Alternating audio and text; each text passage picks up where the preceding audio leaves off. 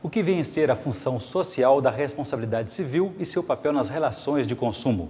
O que é o dano moral? O que é o dano material?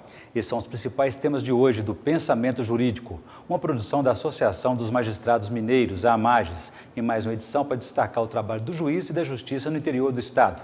Nós estamos em Montes Claros, no norte de Minas, de onde eu vou conversar sobre o assunto com o juiz Lailson Braga Baeta Neves. Ele é titular da 4ª Vara Civil desta comarca de Montes Claros, diretor do foro e coordenador regional da AMAGES. É também professor de Direito Comercial e Civil da Unimontes, a Universidade Estadual de Montes Claros. É isso mesmo, doutor Lailson? Prazer recebê-lo aqui. Prazer é todo meu.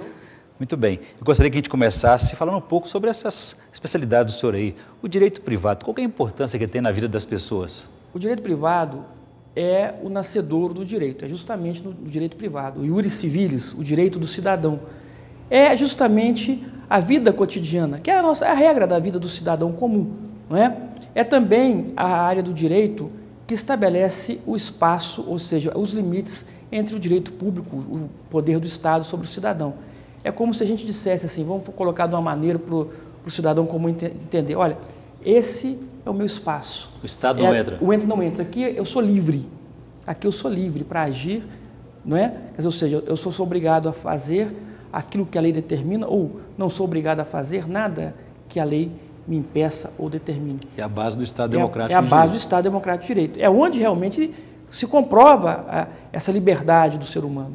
Não é? Não é à toa que nós, quando evoluímos para relações de consumo, né, é justamente onde às vezes a cidadania se afirma. Da qual então aí a justiça e o juiz têm papéis fundamentais como guardiões desse direito. Doutor Lailson, entrando na questão então das relações de consumo, explica para a gente, esclareça para a gente aqui, por favor, o que vem a ser o dano moral, o dano material. Quais são as identidades de um e as diferenças? Perfeito. Eu vou começar pelo dano moral, que acho que esclarecendo fica mais fácil, até porque o grande drama, a nebulosidade hoje, todo mundo acha que tudo é dano moral. O dano moral, isso está claro na Constituição da República, no artigo 5º, inciso 10, o dano moral é, em síntese, a ofensa à dignidade do ser humano. Aquele ato ofensivo à dignidade, não é? Que lhe causa constrangimento, que lhe causa uma ofensa na esfera do seu íntimo. De natureza psíquica. De natureza psíquica. Daí a subjetividade. Daí a subjetividade. Sim. Então a gente tem que ter muito critério, muito cuidado com isso, para não transformar qualquer coisa, qualquer incômodo num dano moral. Sim, e o dano moral pode se transformar em dano material ou vice-versa? Não, o dano material, a distinção entre eles é bem clara, e embora haja uma tentativa, às vezes, das pessoas de levarem à confusão. O dano material é aquela ofensa ao patrimônio, aquela que tem um valor econômico determinado, é o bem economicamente avaliado. Por exemplo, um automóvel que é abalroado, né? Uma casa que é depredada, não é?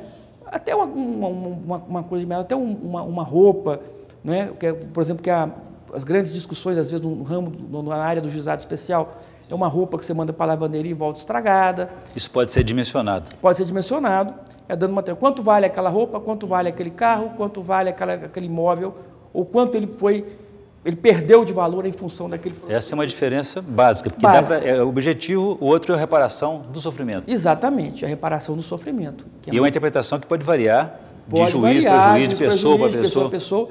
Não é você acha que aquilo foi uma coisa de grande monta, que ele tem que ter uma indenização terrível, né, e tal. Agora, mudando então nessas relações de consumo, a pessoa jurídica, por exemplo, ela pode sofrer danos morais? Existe uma polêmica sobre o assunto.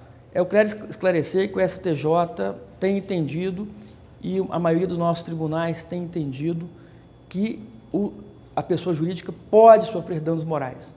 Mas o meu entendimento, como magistrado, estudioso do assunto, é que não é possível que a pessoa jurídica tenha danos morais, sofra danos morais. Por que acontece isso? Vou tentar ser sintético para você. Há um entendimento, por exemplo, pelo princípio da isonomia, de que se a pessoa natural sofre danos morais, a pessoa jurídica também sofreria. Ocorre que o princípio da isonomia é tratar os iguais igualmente na medida de suas igualdades, os desiguais desigualmente na medida de suas desigualdades. E a pessoa jurídica não é igual à pessoa física. A pessoa jurídica não tem um âmago sensível Não é um ser humano. Um ser humano, né? para se sentir aviltado na sua dignidade. Ela não tem um sistema nervoso, né? Ela não tem uma psique. Não tem nem coração. Não é nem coração. Antigamente falava assim, a empresa não tem coração. Vamos colocar assim, não tem alma, né? Para o cidadão comum, não tem alma. E o que ocorre? Mas nós podemos também dar uma explicação jurídica. A pessoa natural, quando você fala no artigo 5º da Constituição, né, o que você tem ali? Você tem ali as garantias do ser humano. São garantias individuais. Se você quer tratar da pessoa jurídica na Constituição, você vai procurar no capítulo da ordem econômica. Então já há uma diferença. Sim. Aí você vai me dizer, por exemplo, mas espera aí, então se eu falo mal de uma determinada empresa... A imagem dela fica desgastada? Desgastada. Mas o que é essa imagem? Por exemplo, eu vendo determinado produto, aí você espalha que meu produto é ruim, ele não é. O que ocorreu? Um restaurante também? Um restaurante, você falou que a comida não é boa, ou que lá as condições higiênicas não são boas. O que ocorre? Dano material. Deixou de vender, deixou de prestar serviço, deixou de fornecer. É dano material. Então tem um outro tipo de proteção. Não é? Uhum. Que é diferente, não é? Se eu ofender a honra de uma pessoa, falar, olha, fulano é isso, fulano é aquilo. O que vai atingir é a alma dela. Ela não vai deixar de ganhar alguma coisa ou perder alguma coisa em razão disso. Não é? Mas o seu íntimo, a sua autoimagem está atingida. Muito bem. Doutor Leilson, eu gostaria também que o senhor explicasse para a gente o que a jurisprudência tem dito a respeito desse assunto. Mas isso no próximo bloco. A gente vai ter um pequeno intervalo agora e voltamos em instantes.